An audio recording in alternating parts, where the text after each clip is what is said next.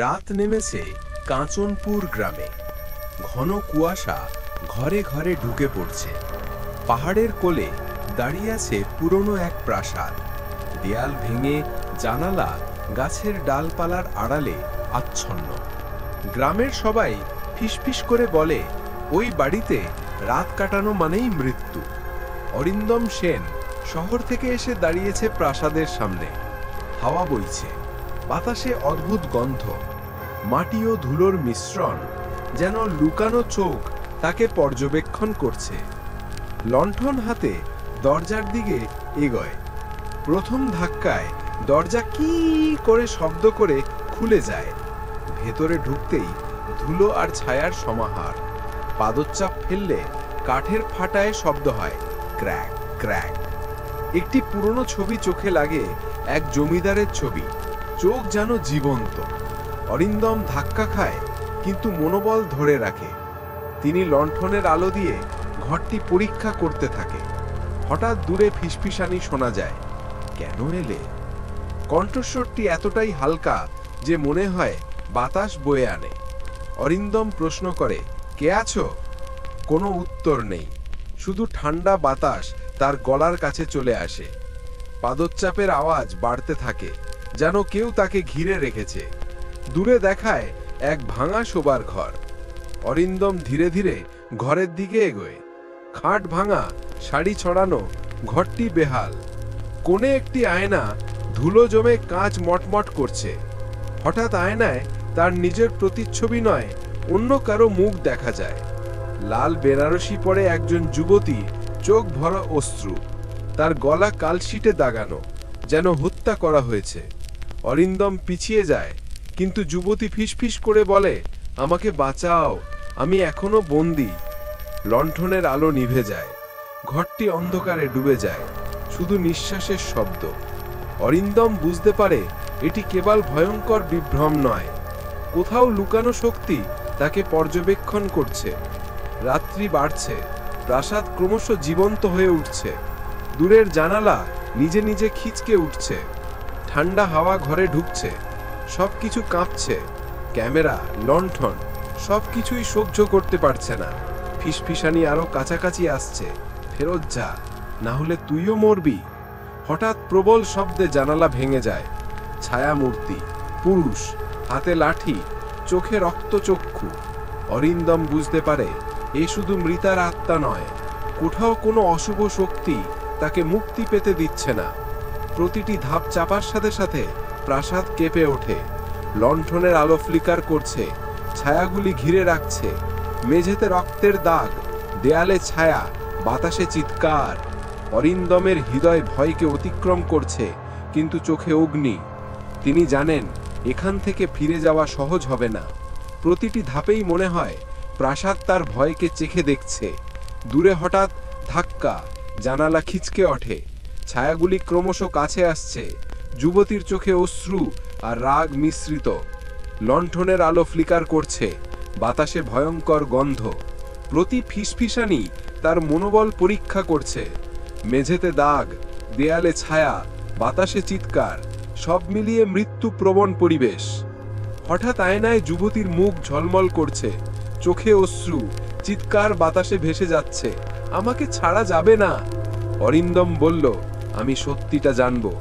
প্রতি ধাপে প্রাসাদ কেঁপে ওঠে, ছায়া নড়ছে। দূরে হঠাৎ হাহাকার, বাতাসে ভয়ঙ্কর শব্দ। লণ্ঠনের আলো ফ্লিকার করছে, ছায়া নাচছে দেয়ালে। প্রতি মুহূর্তে মনে হচ্ছে প্রাসাদ তার প্রতি নজর রাখছে। একটি হালকা ফিসফিসানি, তুই এখানে থাকবি। অরিন্দমের হৃদয় ভয়কে অতিক্রম করছে, চোখে অগ্নি। প্রাসাদ শুধু মৃতার নয়, কোনো অশুভ শক্তি নিয়ন্ত্রণ করছে। লণ্ঠনের আলো তার পথ দেখায়, ছায়াগুলি ক্রমশ কাছে আসছে। মেঝেতে দাগগুলো যেন শ্বাস নিচ্ছে, তার প্রতি নজর রাখছে। প্রতি ধাপে প্রাসাদ কেঁপে ওঠে। দূরে হঠাৎ ধাক্কা, জানালা খিচকে ওঠে। ভয়, উত্তেজনা, রহস্য একসাথে তার রক্তে প্রবেশ করছে। অরিন্দম জানে প্রতিটি পদক্ষেপই প্রাণের পরীক্ষা। ছায়া নড়ছে, যুবতীর চোখে অশ্রু আর রাগ মিশ্রিত। লণ্ঠনার আলো ফ্লিকার করছে, বাতাসে ভয়ঙ্কর গন্ধ। প্রতি ফিসফিসানি তার মনোবল পরীক্ষা করছে। মেঝেতে দাগ, দেয়ালে ছায়া, বাতাসে চিৎকার, সব মিলিয়ে মৃত্যুপ্রবণ পরিবেশ। হঠাৎ আয়নায় যুবতীর মুখ ঝলমল করছে, চোখে অশ্রু, চিৎকার বাতাসে ভেসে যাচ্ছে। রাত্রি নেমেছে কাঞ্চনপুর গ্রামে। ঘন কুয়াশা ঘরে ঘরে ঢুকে পড়ছে। পাহাড়ের কোলে দাঁড়িয়ে আছে পুরনো এক প্রাসাদ। দেয়াল ভেঙে জানালা গাছের ডালপালার আড়ালে আচ্ছন্নেও। গ্রামের সবাই ফিসফিস করে বলে, ওই বাড়িতে রাত কাটানো মানেই মৃত্যু। অরিন্দম সেন শহর থেকে এসে দাঁড়িয়েছে প্রাসাদের সামনে। হাওয়া বইছে, বাতাসে অদ্ভুত গন্ধ, মাটি ও ধুলোর মিশ্রণ, যেন লুকানো চোখ তাকে পর্যবেক্ষণ করছে। লণ্ঠন হাতে দরজার দিকে এগোয়। প্রথম ধাক্কায় দরজা কি করে শব্দ করে খুলে যায়। ভেতরে ঢুকতেই ধুলো আর ছায়ার সমাহার। পাদচাপ ফেললে কাঠের ফাটায় শব্দ হয় ক্র্যাক ক্র্যাক। একটি পুরনো ছবি চোখে লাগে, এক জমিদারের ছবি। চোখ যেন জীবন্ত। অরিন্দম ধাক্কা খায়, কিন্তু মনোবল ধরে রাখে। তিনি লণ্ঠনের আলো দিয়ে ঘরটি পরীক্ষা করতে থাকে। হঠাৎ দূরে ফিসফিসানি শোনা যায়। কেন এলে? কণ্ঠস্বরটি এতটাই হালকা যে মনে হয় বাতাস বয়ে আনে। অরিন্দম প্রশ্ন করে, কে আছো? কোনো উত্তর নেই, শুধু ঠান্ডা বাতাস তার গলার কাছে চলে আসে। পাদচাপের আওয়াজ বাড়তে থাকে, যেন কেউ তাকে ঘিরে রেখেছে। দূরে দেখায় এক ভাঙা শোবার ঘর। অরিন্দম ধীরে ধীরে ঘরের দিকে এগোয়। খাট ভাঙা, শাড়ি ছড়ানো, ঘরটি বেহাল।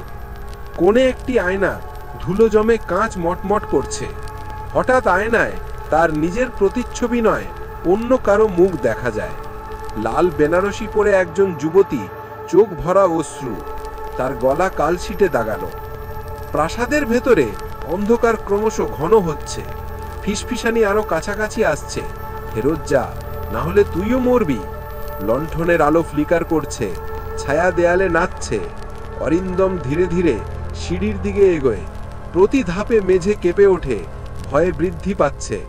উপরে উঠে দেখল একটি কক্ষের দরজা অর্ধেক খোলা। ভেতর থেকে হালকা আলো আসছে, কিন্তু বাতাসে অদ্ভুত গন্ধ। অরিন্দম ধীরে ধীরে দরজা ঠেলল। ভেতরে পুরনো আসবাব, ছড়ানো শাড়ি, ভাঙা খাট। কোণের আয়নায় যুবতীর মুখ, চোখে অশ্রু, গলার দাগ। আমাকে ছাড়া যাবে না, ফিসফিসানি। অরিন্দম বলল, আমি সত্যিটা জানব। হঠাৎ আয়নায় প্রতিফলিত হলো জমিদারের ছায়া, লাল রক্তচক্ষু, হাতে লাঠি। প্রাসাদের দেয়াল যেন হঠাৎ জীবন্ত হয়ে উঠল। ছায়া চারপাশে ঘুরছে, বাতাসে ভয়ঙ্কর আওয়াজ। মেঝেতে রক্তের দাগ যেন প্রাণী হয়ে উঠেছে। অরিন্দম ধীরে ধীরে যুবতীর দিকে এগোয়। চোখে অশ্রু, চিৎকার বাতাসে ভেসে যাচ্ছে, আমাকে মুক্তি দাও।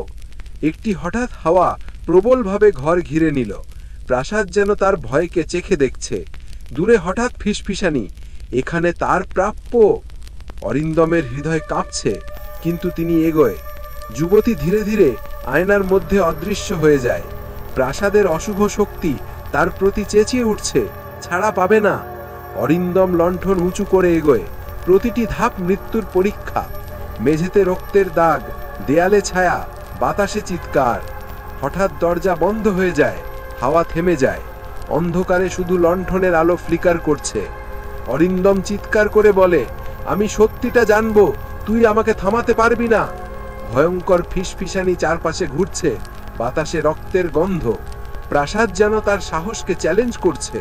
হঠাৎ আয়নায় যুবতীর চোখ ঝলমল করছে। চোখে শুধু দুঃখ নয়, কিন্তু রাগও আছে। অরিন্দম বুঝতে পারে, মুক্তি দিতে হলে তাকে প্রাসাদের অশুভ শক্তির মুখোমুখি হতে হবে। সে একবার গভীর শ্বাস নেয়, লণ্ঠন উঁচু করে সরাসরি ঘরে ঢোকে। ছায়া ঘিরে ধরেছে, প্রতিটি ফিসফিসানি আরো শক্ত। দূরে হঠাৎ হাহাকার, বাতাস কেঁপে উঠল।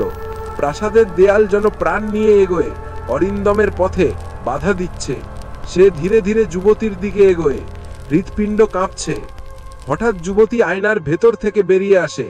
তার হাত অরিন্দমের দিকে, চিৎকার করছে, এবারই আমাকে মুক্তি দাও। অরিন্দম তার হাত ধরে। এক মুহূর্তে সব স্থির হয়ে যায়।